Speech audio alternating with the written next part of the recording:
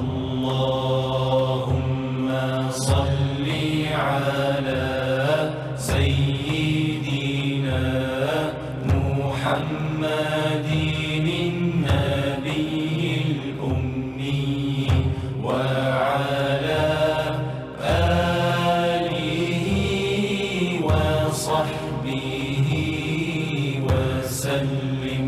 اللهم صل على سيدنا محمد النبي الأمي وعلى آله.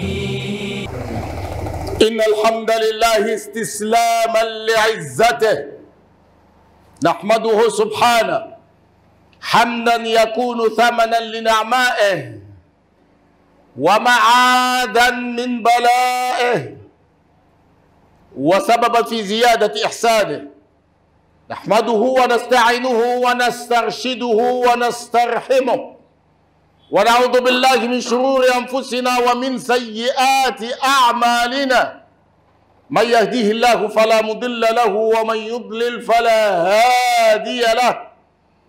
وأشهد أن لا إله إلا الله وحده لا شريك له وأشهد أن محمدا عبده ورسوله صلى الله عليه وعلى آله وأصحابه ومن سار على دربه إلى يوم الدين. أما بعد فإن أصدق الحديث كلام الله تبارك وتعالى وأحسن الهدي هدي محمد صلى الله عليه وسلم وشر الأمور محدثاتها فإن كل محدثة بدعة وكل بدعة ضلالة وكل ضلالة في النار. أجارنا الله وإياكم من عذاب النار ومن غضب الجبار.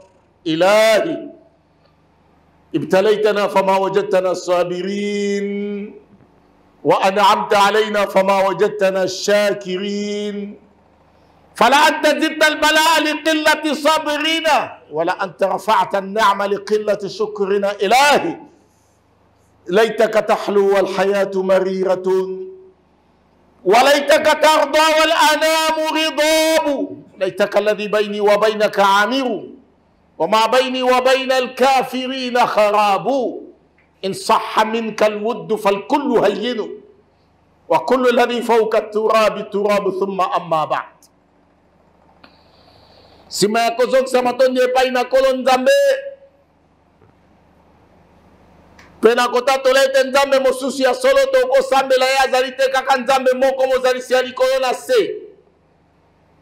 Peto zali kote mwanyete prophète Muhammad sallallahu alaihi wasallam zali mombu na nzambe pe motinda minayi. Nzambe tinda kina mokilipo eta longola bisola molili ya l'exception de la mwindo yo komene bisoti na katikati na lola. Tikete kimi ya nzambe pe obote ya nzambe zalote ya prophète Muhammad sallallahu alaihi wasallam. Na oyo nyoso tu akolanda kanzela na ikino mkola ya suka. Maloba ya malamu eko sankisa ba musulman zali se oyo uti na katikati na buku na nzambe egide ya malamu zali ya prophète Muhammad sallallahu alaihi wasallam. Na enseignement nyoso tu zali contraire na oyo prophète atingela biso zali enseignement ya sika. Enseignement nyoso tu ya sika zali mbakisa nyoso zali libungi pe libungi komema moto la kati na moto. Tosengi na nzambe kolo na molongo abatela biso tozala te parmi mat ba okotaka na moto. Amin.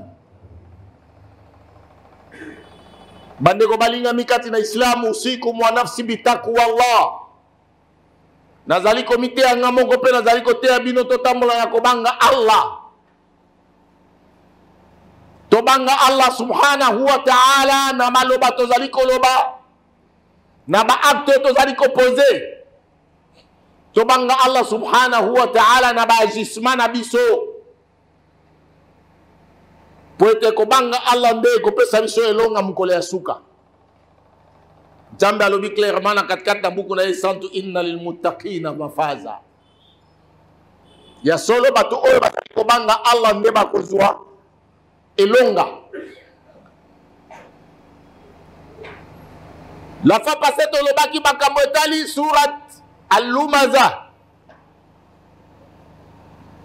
104e chapitre à 5 ans. Wailul likulli humazatin lumaza. الذي جمع مالا وعدده يحسب أن ماله أخلده كلا لينبذن في الحطمة. Allah subhanahu wa ta'ala azali kolakisa biso malheur na biso esika ekouta. Baelema oyo ekosalisa biso ke tokoma ba malheureux auprès d'Allah subhanahu wa ta'ala. Tozala ba malheureux awa na mokili mpe mokolo ya suka. Alobi ya liboso bato oyo bazalaka na systeme ya kotongana, bato oyo bazala ba diffamateur na ba calomniateur. Na sima nango toyaki ko expliquer alladhi jamaa malan wa addada. Bato oyo musala na bango kosangisa kaka mbongo, kolukaka mbongo na kokonte mbongo, na koluka koluka mbongo wana na kosangisa mbongo. Bazali ko tenir compte te est-ce que mbongo tozali koluka eza halal ou bien eza haram. L'essentiel kaka yazwa mbongo. Ezala ba commerçant ndenge tolobaki, na ezala comportement ya bana na biso ya basi ndenge bazali koluka mbongo mpona koleisa famille na bango, ndenge balukaka mbongo mpona baminerval na bango lokola ndenge tozali kokota na rentrée scolaire. Lokola tokomi na pembeni ya rentrée scolaire, na miniti oyo bazali deja komonte ba stratégie ndenge ni bakobenda bino bambongo. Bakoyona ba rubrique ya ndenge na ndenge mpo babenda bino mbongo par rapport na makambo tali kotanga na bango. E bazali ko tenir compte teke ndenge tozali kobenda mbongo, tozali kobenda mbongo na ndele ya halal ou bien haram. L'essentiel ka ye azwa mbongo ya minerval na ye to azwa mbongo mpona minerval ya leki na ye to yaya na ye. Alladhi jamaa malan wa addada. Elobi prophète sallallahu alayhi wa sallam alobi ya'ti ila an-nasi zamanun la yubali al-muslim min ayna yaktasibu min malihi. Et comme na moment oyo ba musulman ba retenir compte surtout provenance ya bambongo na bango, ya ba richesse na bango, ya ba revenu na bango. Est-ce que bazozo wango na nzela halal ou bien na nzela haram? Ba mafu de ça c'est quand tu as un bongo. Alors yango wana te expliquer qu'il a fait passer. Et loko nini bana basi bazali ko sala bakozala ba partenaire ebele oyo ezali kindumba moko ya propre ba arranger yango ndenge prophète sallallahu alayhi wa sallam alobi na katikati na hadith alobi parmi ma signe ya mokolo ya kiyama bato bakosalaka haram me bazali kolatisa yango elongi ya halal. Akolinga kosala haram akose comporter na nzela ya mabe me a habillé yango po yeba teke nozo ya haram. Yati ila nasi zaman mukolo ekoyaka prophète azali koloba mutu akosala irtikab al haram wa yusammih bi ghairi ismi aopesa yango na kombo na yango te. Aomela masanga soko tuni aomela nini te eza bière mais sans alcool tane babongisi. Mais liboso alobi nini bière yani okeye epai na bato oyo balaboratoire balandisi soki balandeli bière sans alcool oyo biso tozala komela bamusulman ebele bakomi bafanatike kaka ya bière sans alcool. On dirait moi nostalgie etikala ou bien baza na souci que non pourquoi batika masanga bajinyo surtout oyo nzambe asali halal eza mabe. Il faut ka eloko moko eza na lokola bière. Bato oyo basalaka na balaboratoire oyo ezali respectable oyo laboratoire eza ba responsable. Ok, tout na bango, est-ce qu'il existe une bière sans alcool? Bakoloba ezali sans moko ya koloba. Bière sans alcool, mais plutôt pourcentage nango nde ezali ya muke. Eza insignifiant. Yango wana babenga kaka bière sans alcool. Et ni koloba te ke ezali zéro alcool. Alors, qu'a dit l'islam par rapport à cela? Yakoulou alayhi salatu wa salam, ma askara kathiruhu fa qaliluhu haram. Oyo nyoso tout, soko meli en grande quantité, ça te rend ivre. Même soko utilisé en petite quantité, au te puissant pourcentage dans les ali, yamouke, pour faire de l'obi haram. Yango biso na bino tozali ko vivre na katika na moment oyo muto osala masumu me habillé yango apeseli yango komo mosusu bana basi bazali ko china baoyi baba escroquer mibali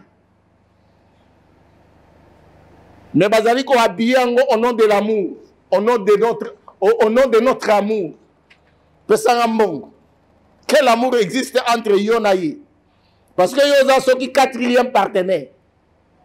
Amour ni noir. Ils ont la même na coutume, na biso, ils ont la même na makambo ya dini. Il n'existe pas. Place au balobi que non, moi si à na mibali mibale misato mine. Ça n'existe pas. Mibali oui. Quelque part l'islam est autorisé. Et autorisé que mobali okoza na moi si moko mibale misato mine. Mbala moko suis ba mama.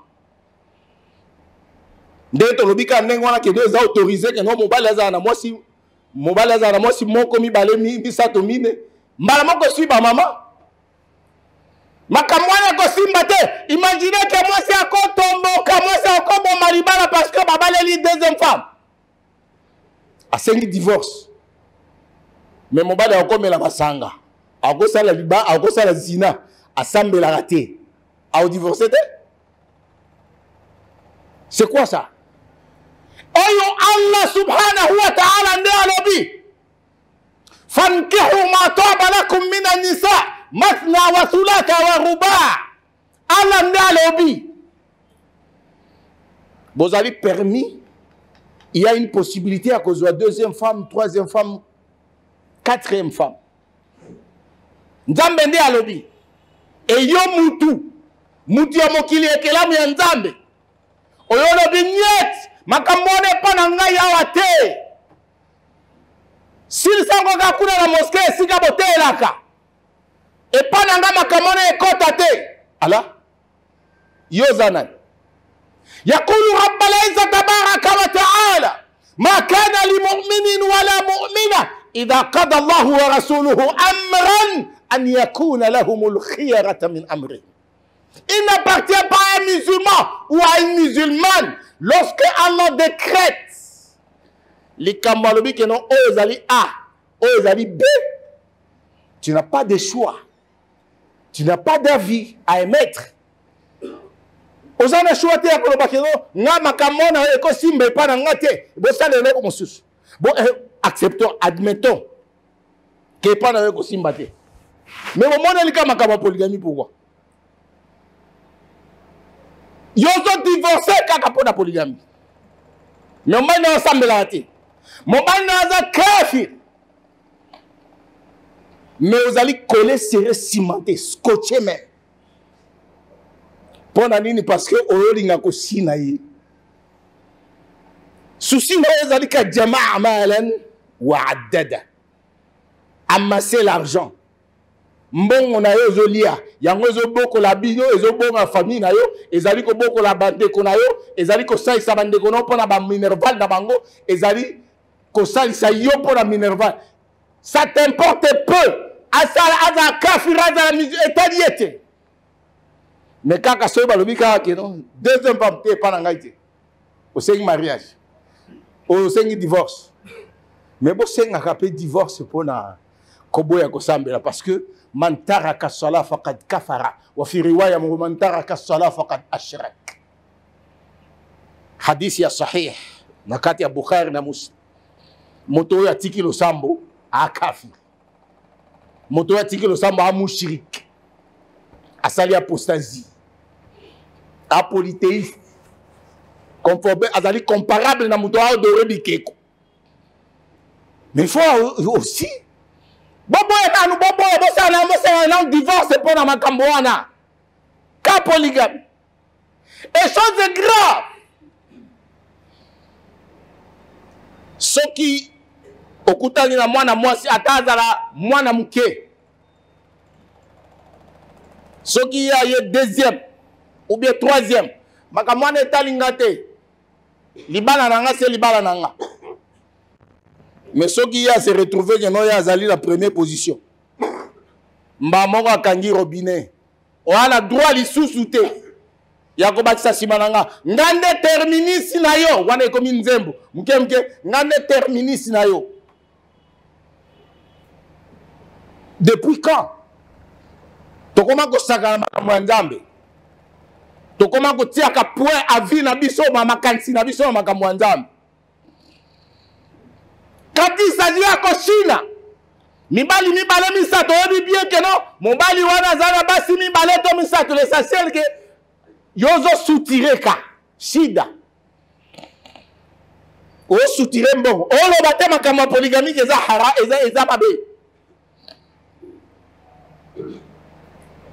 Elle est comble dans tout ça. Et là, on les autres na bala na biso ya basi baza ko se comporter ndenge wana ezali ko encourager bango. C'est l'irresponsabilité, notre irresponsabilité. Biso ba parents. Nous soutenons nos filles d'une façon ou d'une autre pour basala ndenge wana. Éducation malam do pe sa bana na biso ti. Et ceux qui ont pris leur okuta, ba maman, ne bazali ko encourager ba ndenge wana. Parce que mon maman a bengi mwana ya lobi mwana nga. Oyebike mwana mwasi azalaka nde na sekele na mwana na mama na ye yebisanga makambo za ndenge ni. Omona mwana akoyebisa ye tala ozana zabo yeboy na salaka boy ezana mobali moko benga nga asalaka boy o nazwaka mbongo epa na ye papa na yeba te. Wana bino ba papa ba subulu. Mais omona ka mwana changement na ndaku. Ozo mona ka ta mususu mama. Mama komo ko bimisa mbongo ba ozo wapi? Tam so tiki lara damas te okuta damas na parler. Nana zali ko encourager mama. Ba mama. L'irresponsabilité. Prophète sallallahu alayhi wa sallam a dit kullukum ra'in. Chacun parmi vous est responsable. Wa kullukum mas'ulun an ra'iyatihi. Et moto moko bakotuna na responsabilité na yi. Nzambe akotuna moto moko na responsabilité. On commence par le père. Ar-rajulu ra'i. وهو مسؤول عن رعيته mobali azali responsable et bakotou naye à rendre compte par rapport à la responsabilité naye auprès d'Allah subhanahu wa ta'ala. Après mobali automatiquement prophète sallallahu alayhi wa sallam a dit al-mar'atu ra'iyatun. Mama yo posa responsable. Ozali responsable ya makambo ya ndaku na yo. Bana na yo na makambo nyoso te ezali na katika na ndaku, tu es responsable. C'est pas pour rien on dit toujours que non, moi il faut avoir éducation de base. Quand on parle de l'éducation de base, les éducations ozali ko zwa et pas ya mama na yo.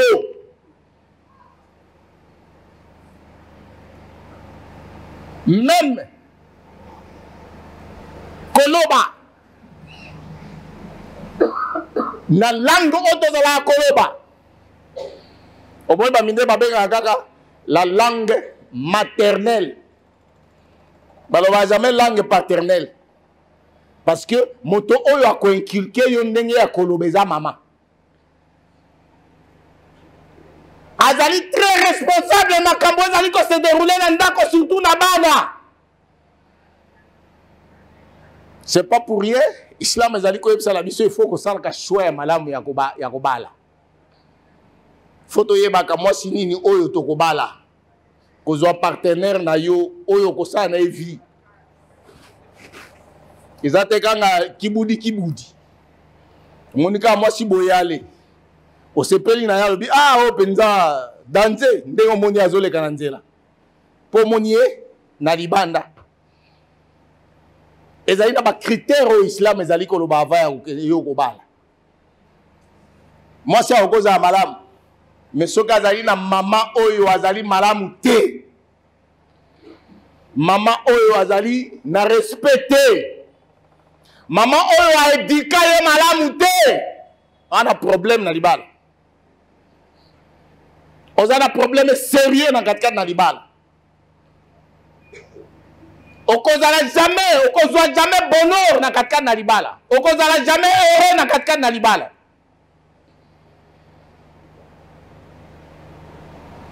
Parce que le prophète sallallahu alayhi wa sallam a dit ad-dunya mata' wa khayru mata'uha al-mar'atu as-salihah. Na dunya awa ezali na bonheur. Alors meilleur bonheur sokolingi kozwa meilleur bonheur. Il y a solo. Il faut que tu trouves une femme vertueuse. Moi si on est vertueuse. Ils sont dans le balogo la chrétienté. Alors celui qui trouve une femme trouve le bonheur. C'est pas n'importe quelle femme.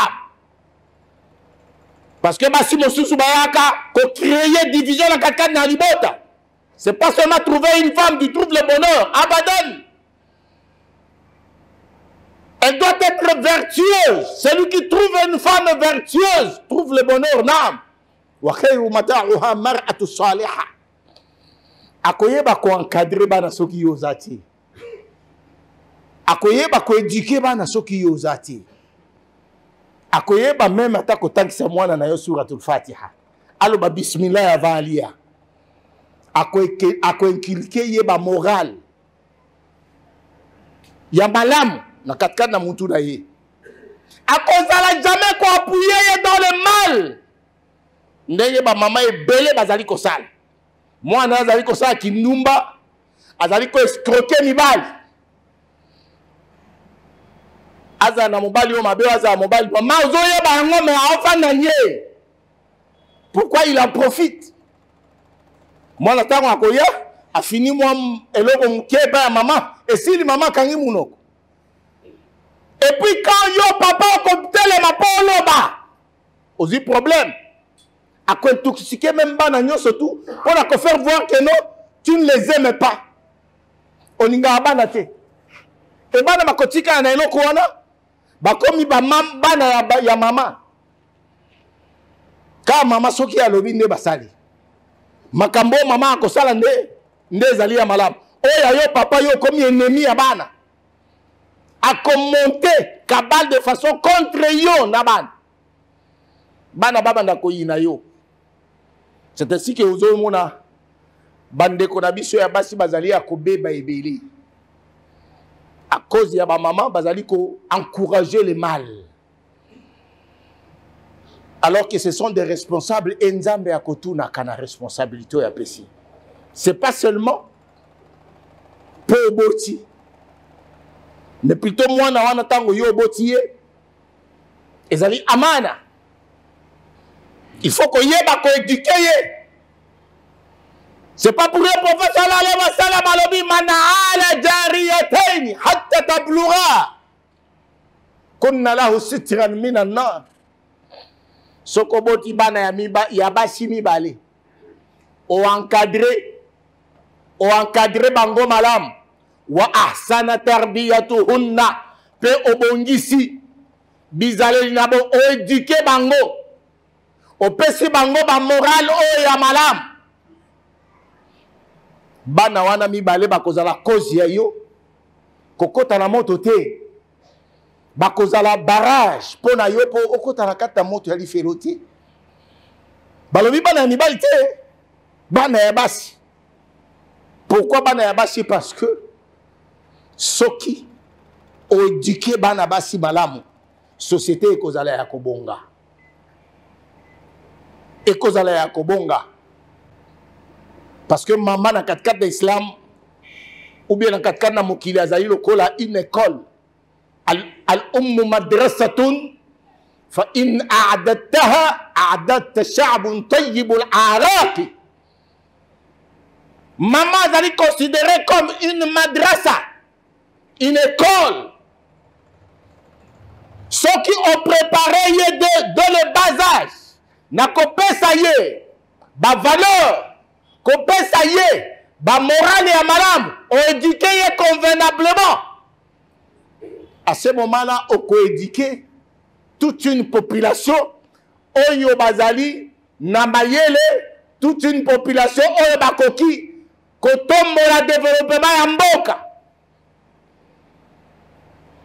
Mais soki modèle oyo tozali ko kena éducation na biso ya ko encourager bana bazala ko escroquer mibali na kindumba la bango ya propre ba osala oyo asombela ka téléphone oyo asombe oyo afutela ka Minerval oyo nde asa alesa ka famille na bango afutela ka leki na ye Minerval ainsi de suite.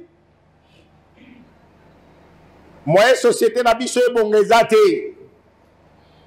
et à tous les niveaux muta okene ndenge wana azana université azali na chic choc na tango sisi université akeita mususu bazuye na ministère moko boye akoyeba ko se respecter te pour azoma niveau akondima a sacrifier nzoto na ye pour nini pour amata niveau pour la plus considérée dans 4 cas d'apprendre nini na ministère wana topela koluka kopesa ndoto na ye kosala ekobo na bakonzi na bato fukingadi de façon que a accéder kaka na pouvoir quelque part. Et à ce moment-là tokoya kokoya na 4 cas na hadith ya prophète sallallahu alayhi wa sallam o ezali kolobake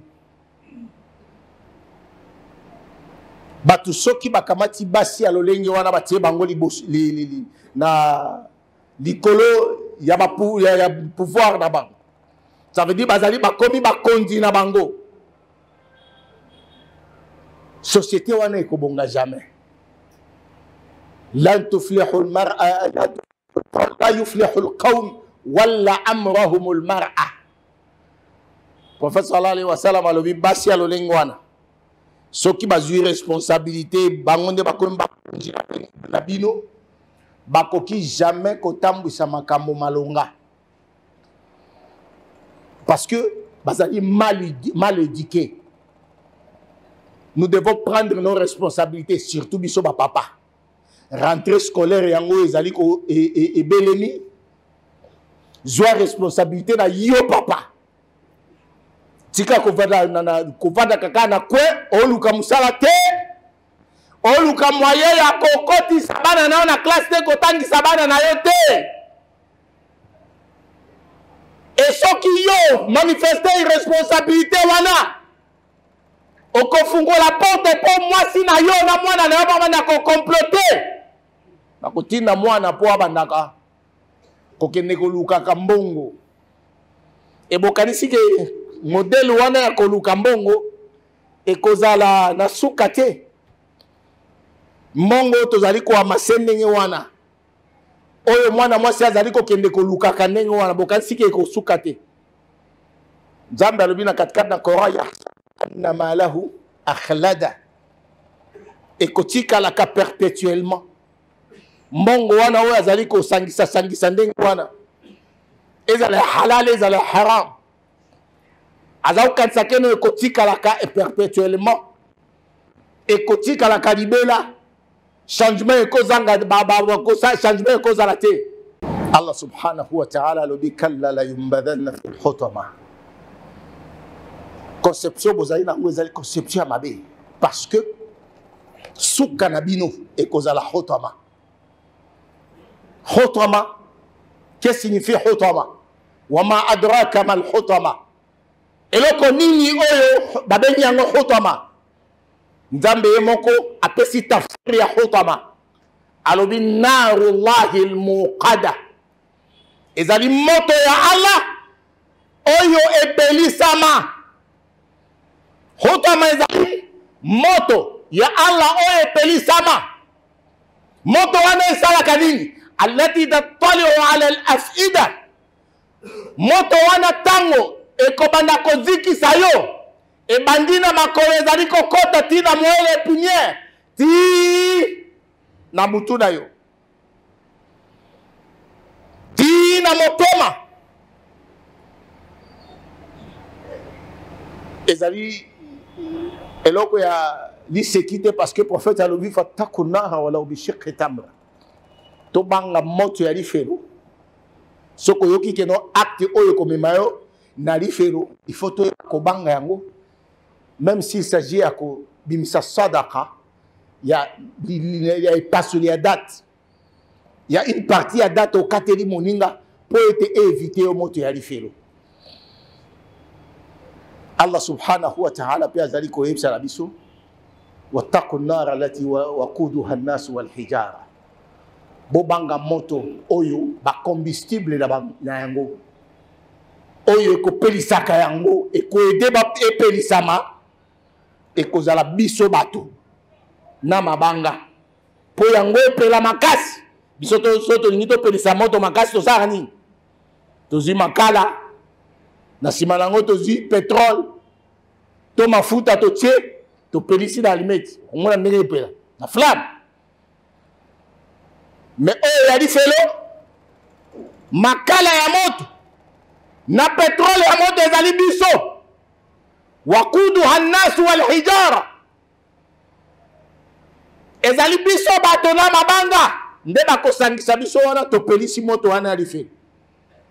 Moto wana ya lifelo oyo prophète sallallahu alayhi wa sallam azali koyebisa na biso alobi moto wana tango epelisamaka epelisama pendant mikolo ebele ba ane ebele jusqu'à ce que moto wana ekomaki pembe na sima nango bapesi bakontinue kopelisa tango bakontinue kopelisa ekomi rouge na sima nango Allah subhanahu wa ta'ala apelisi yango pour la troisième fois jusqu'à ce que moto se noircit. Prophète alobi wa hiya sauda muzlima moto oyo ali felo ezali noir ezali molili moto akoki atako sa sortir tata loboko boy po abimisa amona ta loboko na okoka ngoti. Barakallahu li wa lakum bil Qur'anil azim nafana wa iyyakum min ayati wa dhikril hakim amurukum bima amarakum Allah min ta'atihi fa'ati'u wa anhaakum amma nahakum Allah an ma'siyatihi fala ta'su astaghfirullah alazim li wa lakum fastaghfiruhu innahu huwal ghafurur rahim. الحمد لله الواحد الأحد الفرد الصمد الذي لم يلد ولم يولد ولم يكن له كفوا أحد خلق الخلق فقدر ودبر فيسر وكل ميسر لما خلق له. أشهد أن لا إله إلا الله وحده لا شريك له أشهد أن محمدا عبده ورسوله صلى الله عليه وعلى آله وأصحابه ومن سار على دربه إلى يوم الدين. أما بعد إني أعلم أن الله أمركم بأمر بدأ فيه بنفسه وثنى بملائكته المسبحات بقدسه وثلث بكم أيها المؤمنون من برية جنه وإنسه فقال تعالى مخبرا وآمرا إن الله وملائكته يصلون على النبي يا أيها الذين آمنوا صلوا عليه وسلموا تسليما اللهم صل على محمد وآل محمد وصليت على إبراهيم وعلى آل إبراهيم وبارك على محمد وآل محمد ما باركت على إبراهيم وعلى آل إبراهيم في العالمين إنك حميد مجيد. اللهم أعز الإسلام والمسلمين وأذل الشرك والمشركين أعداءك وأعداء الدين اللهم اقتلهم بددا وأحصيهم عددا ولا تغادر منهم أحدا. اللهم اغفر للمؤمنين والمؤمنات والمسلمين والمسلمات الأحياء منهم والأموات نقى قريب سميع مجيب دعوات. اللهم أرنا الحق حقا وارزقنا اتباعه وأرنا الباطل باطلا وارزقنا اجتنابه اللهم اقسم لنا من خشيتك ما تحول به بيننا وبين معصيتك، ومن طاعتك ما تبلغنا به جنتك، ومن اليقين ما تهون به علينا مصائب الدنيا، ومتعنا بأسماعنا وأبصارنا وقواتنا أبدا ما أحييتنا، واجعله اللهم وارث منا، جعل ثأرنا على من ظلمنا وانصرنا على من عادانا، ولا تجعل الدنيا أكبر همنا ولا مبلغ علمنا ولا إلى النار مصيرنا، واجعل الجنة هي دارنا، ولا تسلط علينا بذنوبنا من لا يخافك فينا ولا يرحمنا. إن كنت تزاليكو بلا يوم كولي عليلو يا سولي زالي من كورونا جمعة Nzambe toze epai na yo po ete tokoka kokotsa barekete na biso epai na yo. Nzambe mosusu azali te o tokoki kosenga epai na yo apari yo po ete yo nde ozali ya solo mokokisi na bilaka. Olobi ya solo na katikati na buku na yo esantu bosenga epai na nga na koexerce bapriere na bino. Yango tozali kosenga epai na yo nkolo na tina ya sante ya banzoto na biso. Nzate fe detense ke tokoka na kozala na nzoto kolongolo. Nzambe pesa biso santé ya malamu. Nzambe yonde ya solo lokolaka maladi na katikati banzoto ya bato. Libiki na yo tika katira sata mon kote ya maladi. Nzambe tozali kosenga ebateli epai na yo. Po ete yonde ozali mobateli malamu. Tosenga yo kango na biso na oyo nyonso to ya moyini satana. Na oyo nyonso to ezali kolanda biso butu na moi na katikati bandako na biso. To na misala na biso. Bisika tobo bisika nyonso tozali ko se retrouver tosengi na yo oleka na kokango na biso ya arhamar rahimin ozali ya solo tonda mawa pe tonda ngolu tozali kosenga na yo oleka na ko zipa biso na ngolu na yo po ete yo ndo ozali nzambe na mawa tosengi na yo mawa na yo zipa biso nzambe mosusu azali te tozali kosenga epai na yo kimia eza na katikati na bandako na biso pe na misala na biso na bisika nyonso tozali ko se retrouver yo ndo ozali nzambe na kimia kimia uta kaka epai na yo yo Allah tozali kosenga epai na yo nzambe mosusu azali te sallallahu wa sallim ala nabiyina Muhammad wa ala alihi wa sahbihi wa sallim subhana rabbina rabbil izzati amma yasifun wa salamun ala al mursalin walhamdulillahi rabbil alamin.